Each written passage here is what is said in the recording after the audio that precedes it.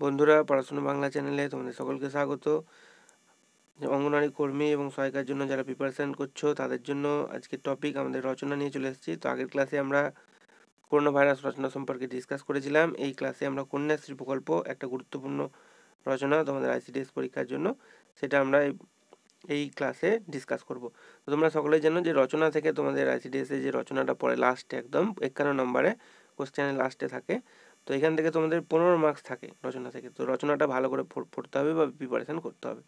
কন্যাশ্রী প্রকল্প কীভাবে লিখবো আমরা, রচনাটা পয়েন্টগুলো দিয়ে কীভাবে লিখবো সুন্দরভাবে, চলো এই ভিডিওতে আমরা দেখে নেব। তো দেখো, প্রথমে আমরা প্রথম পয়েন্ট কী দেবো, প্রথমে ভূমিকা। যাই রচনা থাক প্রথমে তো ভূমিকায় দিতে হবে। তো ভূমিকাতে কি লিখবো, যে এই বৃহৎ সমাজ সৃষ্টিতে পুরুষের পাশাপাশি নারীদেরও সমান গুরুত্ব রয়েছে, কিন্তু সুদূর অতীতকাল থেকেই নারীরা তাদের প্রাপ্য মর্যাদা পায়নি। সমাজে নারীর স্থান সবার নিচে। শিক্ষা ও বিজ্ঞান হতো, বানানটা একটু গন্ডগোল হয়েছে। শিক্ষা ও বিজ্ঞানের অগ্রগতির সঙ্গে সঙ্গে নারীর প্রতি অবহেলা কিছুটা কমে এলেও এই চিত্র সর্বত্র দেখা যায় না।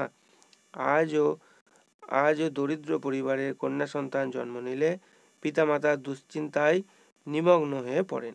এই দুশ্চিন্তার দিকে নজর রেখে পশ্চিমবঙ্গ সরকার শুরু করেছে কন্যাশ্রী প্রকল্প। তাহলে ভূমিকাতে আমরা এতটুকু লিখবো, ঠিক আছে। চলো পরবর্তী। তোমরা যদি দেখো, যদি অসুবিধা হয় তো তোমরা কিন্তু ভিডিওটি পজ করে খাতায় কিন্তু এগুলো নোট ডাউন করে নিতে পারো বা স্ক্রিনশট নিয়ে নিতে পারো। চলো পরবর্তী পয়েন্টে কি লিখবো, দেখো প্রকল্পের লক্ষ্য ও উদ্দেশ্য। এখানে কি লিখবো আমরা এই পয়েন্টে, যে কন্যাশ্রী প্রকল্পের প্রত্যক্ষ ও পরোক্ষ নানা লক্ষ্য রয়েছে। সেগুলি হলো, 1 নম্বর দিয়ে আমরা কি লিখবো, 1 নম্বর দিয়ে মেয়েদের বাল্যবিবাহ রোধ করা প্রথম পয়েন্টে। দ্বিতীয় পয়েন্টে লিখবো নারী শিক্ষা হার বৃদ্ধি করা।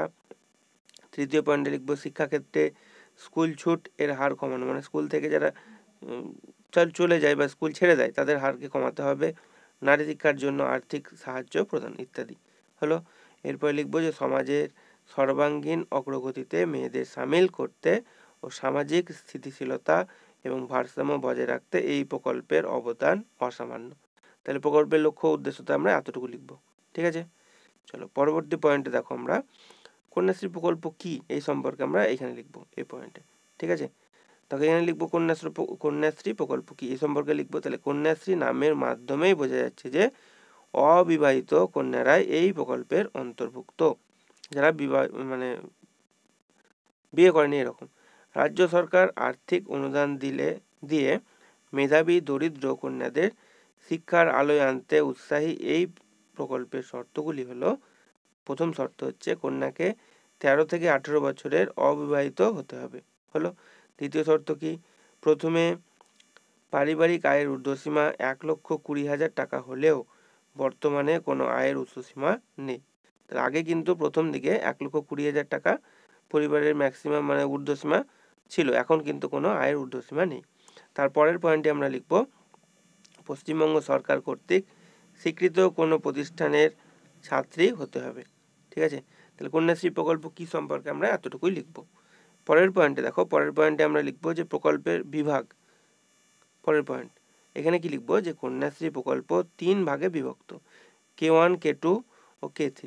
তাহলে 13 থেকে 18 বছরের কন্যা হচ্ছে K1 এর অন্তর্ভুক্ত, তারা বর্তমানে বার্ষিক 1,000 টাকা করে পায়, বোঝা গেল। তারপরে লিখব আমরা যে 18 বছরের ঊর্ধ্বে পাঠরত K2 ও অবিবাহিত কন্যা এককালীন 25,000 টাকা পায়। এরপর বিশ্ববিদ্যালয় মানে কলেজে পড়াশুনো করলে বার্ষিক 24,000 টাকা পায়, এরা K3 অন্তর্ভুক্ত। তাহলে K1, K2, K3 সম্পর্কে বোঝা গেল। এইটুকু প্রকল্পের বিভাগে আমরা পরের পয়েন্টে এটাই লিখবো, ঠিক আছে। এরপর দেখো, এর পরের পয়েন্ট আমরা লিখবো যে সাফল্য ও আন্তর্জাতিক সম্মান। এখানে কি লিখবো, এই প্রকল্প বিশেষভাবে সফল হয়েছে, স্ত্রী শিক্ষার হার বৃদ্ধি পেয়েছে, বাল্যবিবাহ অনেকাংশে হ্রাস পেয়েছে, স্কুল ছুটের হার কমেছে। এই সব কারণে এই প্রকল্পের প্রশংসা শুধু দেশে নয় বিশ্বেও ছড়িয়ে পড়েছে। 2014 সালে ইউনাইটেড নেশনস পুরস্কার WSIS 16 ও 2017 সালে নেদারল্যান্ডে 62টি দেশের 552টি প্রকল্পের মধ্যে প্রথম পুরস্কার পেয়েছে। কোনটা, না তো কন্যাশ্রী প্রকল্প, এই প্রকল্পটা, ঠিক আছে।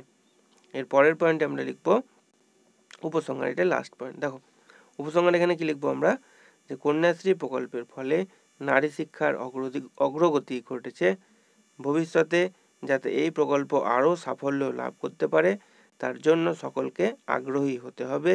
আমাদের সকলের উচিত এই মহান প্রকল্পের উদ্দেশ্যকে সফল করে তোলা, কারণ নারীর শিক্ষা ও সম্মান বৃদ্ধি পেলে তবেই জাতি ও সমাজের উন্নতি সম্ভব। তাহলে এতটুকু লিখলে আমাদের কিন্তু কন্যাশ্রী প্রকল্প রচনা খুব সুন্দর হবে। তো তোমরা ভালো করে চাইলে খাতাও নোট ডাউন করে নিতে পারো বা ভিডিওটি পজ করে এটা স্ক্রিনশট নিয়ে নিতেও পারো। তো এই ছিল আজকের ভিডিও কন্যাশ্রী প্রকল্প। যে বন্ধুরা যদি ভিডিওটি তোমাদের ভালো লেগে থাকে অবশ্যই একটি লাইক করে দেবে, চ্যানেলে যদি নতুন হয়ে থাকো চ্যানেলটি সাবস্ক্রাইব করে নেবে এবং ভিডিওটি সেই সব বন্ধুদের সঙ্গে শেয়ার করে দেবে যারা কর্মী এবং সহায়িকার জন্য প্রিপারেশন করছো। এছাড়া তোমাদের বলে রাখি, এই ভিডিওর ডেসক্রিপশন বক্সে বা চ্যানেলের প্লেলিস্টে গিয়ে তোমরা কিন্তু তোমাদের প্রিভিয়াস যত পরীক্ষা হয়েছে বীরভূম, জলপাইগুড়ি, মুর্শিদাবাদ প্রিভিয়াস ইয়ারে কোশ্চেন পেয়ে যাবে, সেগুলো কিন্তু তোমরা দেখতে পারো।